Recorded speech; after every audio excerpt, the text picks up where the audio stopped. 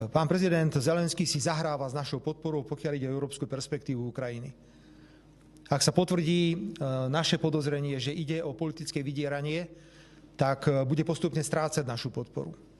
Rovnako dnes na rokovaní vlády bol predstaviteľ SEPSu, ktorého som pozval v súvislosti s dodávkami elektrickej energie na Ukrajinu. Slovensko dodáva tzv. Nazvime to bezpečnostné dodávky v prípade vypadnutia siete na Ukrajine, kedy potrebujú slovenskú elektrínu na stabilizáciu ich systému. V januári tohto roku bolo na Ukrajinu toľko elektríny poslanej, že to bolo dvakrát viac ako za celý rok 2025. Čiže pravdepodobne tieto dodávky majú nejaký význam pre elektrizačný systém Ukrajiny.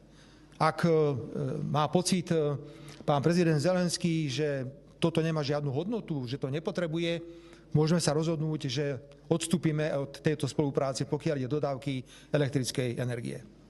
Dámy a páni, toľko, pokiaľ ide o ropu. Urobili sme všetko, nie je žiadny dôvod na to, aby sme sa rozprávali o nejakom nedostatku, o nejakom zvyšovaní cien.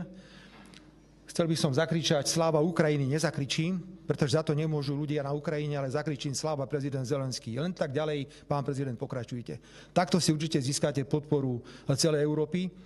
A ak je to pravda, čo počúvame, tak strácate určite podporu vlády Slovenskej republiky. Ďakujem.